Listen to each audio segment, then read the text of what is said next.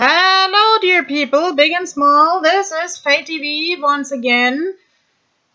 I was ill for a couple of days, so I couldn't do many of the Yule Lads on their proper days, but I thought since they have similar hobbies, it is also okay to put three in the same video. And I mean, after all, they are brothers and they are a little bit nasty brothers, so I kind of imagine them like little children in the bodies of old people who say, well, I want to be with you in the photo, I want to be with you in the photo.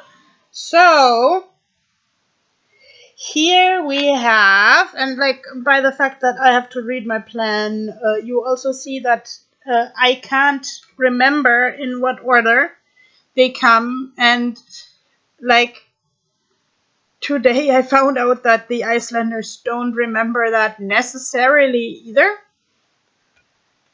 But I think like the modern media and cartoons and illustrations can also help to redefine one's relation to old traditions and to not forget them.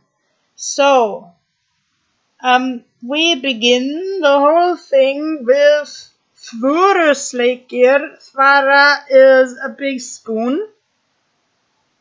So I had several attempts to make this guy lick a spoon, but like to my eye they all were not pretty enough, so I decided like the silhouette with that thing that might as well be the moon, because everybody knows that some people mistake the moon for a cheese, and that there are several like edible myths about the moon. So he couldn't live without like scraping the rest of whatever food from the big spoon, probably such a handmade wooden spoon, which is something special. Then we have his brother Pottaskefill. He is going after the leftovers in pots. I think the word skefill comes from skava, which is like related to this German sharp and like scrape out. And here,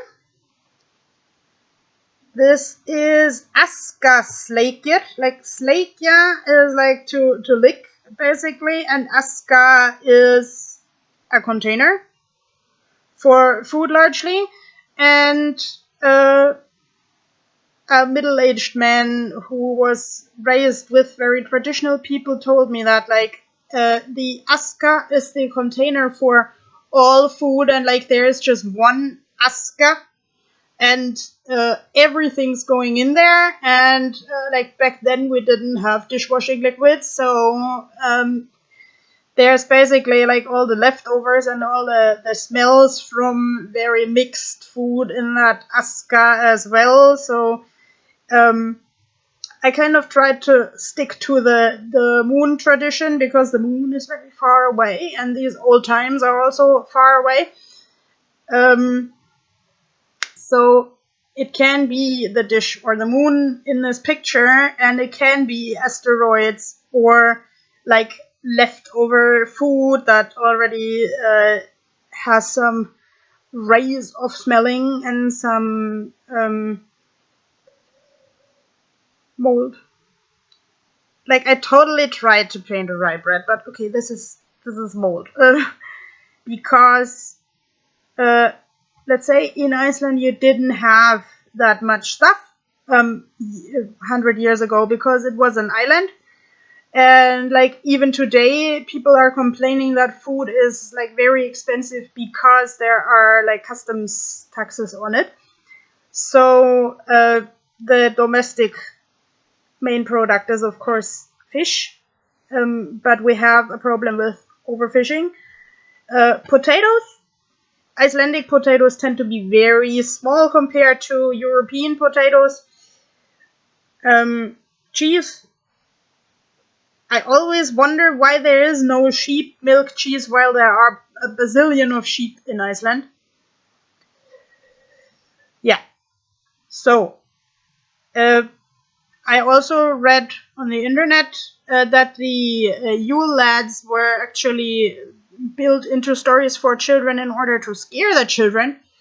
So, for instance, like the children who were just not good during Christmas time or during the year, they got a moldy potato in the shoe, which is, of course, a big disappointment.